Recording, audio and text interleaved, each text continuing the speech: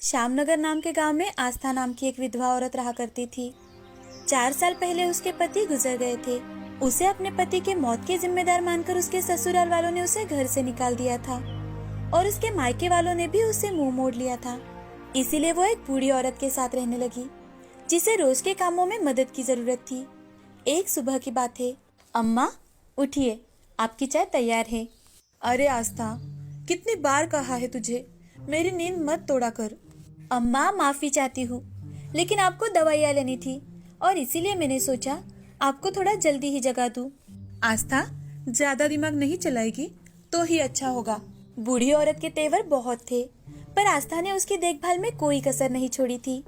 उसके सारे कामों का जिम्मा आस्था पर ही था और इसी कारण उस बूढ़ी औरत ने आस्था को अपने साथ रहने दिया था। गांव के बाकी के लोग आस्था से दूरी बनाए रखते थे और ताने भी मारते थे। इसी कारण आस्था का उस गांव में बूढ़ी औरत के सिवा कोई नहीं था। एक दिन बूढ़ी औरत टहलकर घर आई और आस्था से बोली, आस्था, जरा चाय लेकर आना मेरे लिए। जी अम्मा, अभी लाई। वैसे तुम क्या जानती हो, मेरे परिवार में सिर्फ मैं अकेली ही जिंदा हूँ। 10 साल पहले मेरे पति, बच्चे और बहू सभी एक दर्दनाक हादसे में गुजर गए। अम्मा, ये तो बहुत बुरा हुआ था। मैं प्रार्थना करती हूँ कि उनकी आत्मा को शांति मिली होगी। हाँ, और इसी कारण मैं अपने घर में जमा पूंजी की अकेली ही हकदार हूँ। न जाने कहाँ है वो खजाना, बहुत पैसे थे उसमें। क्या तुम ढूंढोगी उसे? खजाना? कैसा खजाना अम्मा? और है कहाँ वो? हाँ आस्था, खजाना मुझे ठीक ठीक तो याद नहीं है, लेकिन शायद वो उसी पुराने खंडहर में होगा जो यहाँ के जंगल के बाद पड़ता है। अम्मा, मैं आपको अकेला छोड़कर खजाना ढूंढने के लिए नहीं जाना चाहती। आप ही मेरा खजाना है अम्मा। आस्था उस बूढ़ी औरत को माँ समझा करती थी और चाहती थी कि वो हमेशा उसके साथ रहे, परंतु कुदरत की कुछ और ही मर्जी थी।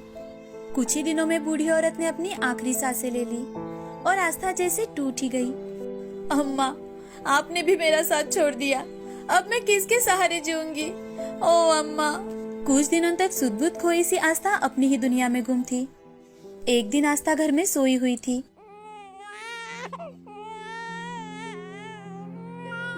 आस्था उठ के जब बाहर जाती है तो देखती है कि टोकरी में एक छोटा सा बच्चा तिल मिला के रो रहा है। आस्था ने उस बच्चे को गोद में ले लिया। ओ ले, अब तुम बिल्कुल सुरक्षित हो, डरने की कोई बात नहीं है बेटा। बच्चा आस्था से मिली गर्मी से शांत हो गया और सो गया। आस्था ने उसके माँ पिताजी को ढूंढने की सोची, पर उसने ये समझ लिया था कि जिसने भी बच्चे को कुटिया के बाहर छोड़ा था वो उसे पालने में सक्षम नहीं था। आस्था ने तय किया कि वो उस बच्चे का लालन पोषण ही अब उसके जीवन का नया लक्ष्य बनाएगी। लल्ला, आज से तुम मुझे ही माँ समझना। तुम्हारा नाम रखना होगा ना? हाँ, आज से तुम मेरे ओमकार हो। ऐसे ही दिन बीतने लगे। अब ओमकार को भी आस्था से बहुत लगाव हो गया था। दोनों एक दूसरे के जीवन का अहम भाग बन गए थे और जैसे जैसे वो बड़ा होता गया, वो आस्था के कामों में उसकी मदद भी करने लगा। उनके सरल जीवन में खुशियाँ ही खुशियाँ थी। पर एक दिन ओमकार को सांस लेने में दिक्कत होने लगी। डॉक्टर को दिखाने पर पता चला कि उसके दिल में एक छेद था और इसका इलाज सिर्फ ऑपरेशन से ही हो सकता था। बेबस आस्था के दिमाग में बस एक ही सवाल था, पैसे कहाँ से आएंगे? इस सोच में वो लीन खुद से, हे भगवान, मैं ओमकार के इलाज के लिए पैसे कहाँ से लाऊंगी? ये ऑपरेशन तो बहुत महंगा है। तभी उसे बूढ़ी अम्मा की कही बात याद आ गई। उसने ओमकार को देखा जो लंबी सांसें लेकर सो रहा था। उसने तय किया कि वो ओमकार के लिए किसी भी हद तक जा सकती है, चाहे वो सुनसान जंगल में खजाना ढूंढना ही क्यों ना हो। अगली ही सुबह आस्था ओमकार को पास वाली एक सहेली के पास छोड़कर गई। तभी ओमकार ने साथ जाने की जिद की। उसे समझाते हुए आस्था, नहीं बेटे, तुम मेरे साथ नहीं आ सकते। ये सफर खतरे से खाली नहीं होगा, तुम्हें यही रुकना होगा बेटा। माँ, मुझे आपके बिना यहाँ नहीं रहना। मैं वादा करता हूँ, मैं आपको बिल्कुल तकलीफ नहीं दूंगा।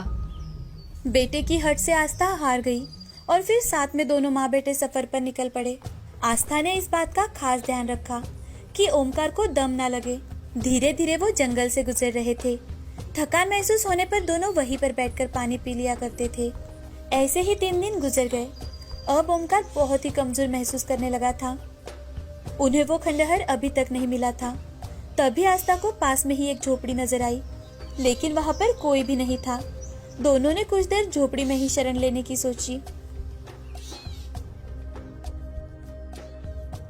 बेटा, हम थोड़ी देर यहीं पर आराम कर लेते हैं। हाँ माँ। दोनों माँ बेटे उस झोपड़ी में बैठ गए। ओमकार को गोद में लिए बैठी आस्था को कब नींद लग गई ये पता ही नहीं चला। आंखें खुलने पर उसने देखा कि वो एक बड़े से कमरे में है। अरे, ये हम कहाँ आ गए? ओमकार, बेटा उठ, उठ तो देखो, हम किसी और जगह आ गए हैं। ओमकार उठ के बैठ गया। ओमकार की नाक तेज थी। उसे एहसास हुआ कि वो दोनों किसी घर में है जहाँ कोई खाना खा रहा है और बाहर से किसी की हंसने की आवाज भी आ रही है। अरे भाई, हमें यहाँ आए अब 3 महीने हो जाएंगे। यहाँ खजाना है भी या नहीं? मेरा अंदाजा गलत नहीं हो सकता। इतना बड़ा घर है, कुछ ना कुछ तो मिलेगा ही। और नहीं भी मिला तो इस खंडहर में हम हमारे चोरी का सामान तो रख ही सकते हैं। गुंडे हंसने लगे। यहाँ ओमकार को बहुत भूख लगी थी। वो आस्था से, माँ, बहुत भूख लगी है। उन दोनों काका से बोलो ना कि हमें भी खाने के लिए कुछ दे। आस्था जानती थी कि 3 दिनों से उसके बेटे ने कुछ भी नहीं खाया था। अब उसे खाने के लिए कुछ न कुछ देना ही होगा। कि तभी वो दोनों गुंडे उस कमरे में आ गए। बहुत साहसी हो तुम। खंडहर के इतना पास आ गई, वो भी बिना किसी जानवर के डर के। तुम हमारे साथ ही रहोगे अब। आपसे एक विनती है, मेरे बच्चे को बहुत भूख लगी है, थोड़ा खाने के लिए दे दीजिए।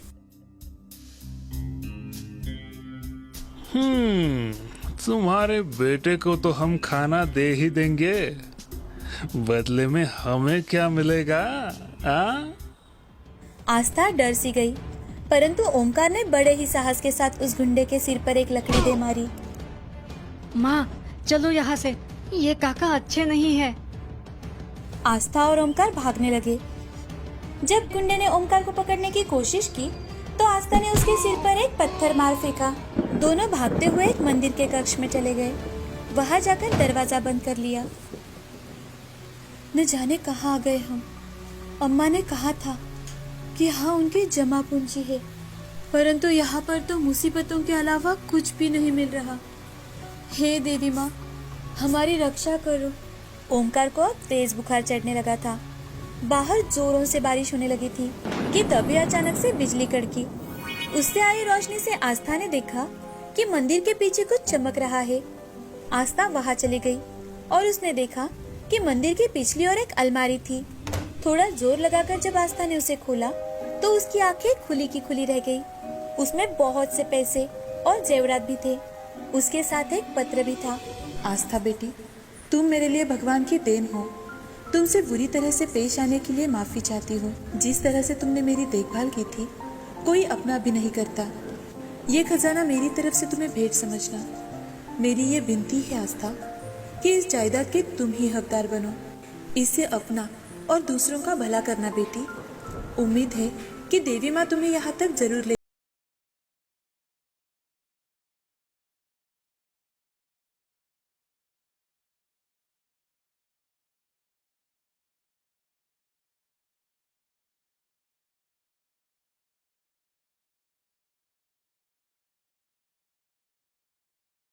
लाठी लेकर आस्था वहां से निकल पड़ी। उसने दोनों गुंडों को एक एक लाठी मार के ढेर कर दिया और उन्हें रस्सी से बांध दिया और फिर गांव में लौट आई और वहां पर जाकर सरपंच जी को लुटेरों के बारे में बताया। आग से तपते ओमकार को अस्पताल लेकर गई और बाहर बेटी भगवान को गुहार लगाते हुए आस्था बोली, भगवान, मेरे सारे अपने मुझे छोड़कर जा चुके हैं। मुझ पर दया कीजिए प्रभु। मेरे ओमकार को मुझसे दूर मत कीजिए। जल्दी ही ओमकार का ऑपरेशन शुरू हो गया और कुछ ही देर बाद डॉक्टर बाहर आकर, आस्था जी, आपका बेटा खतरे से बाहर है। मुबारक हो।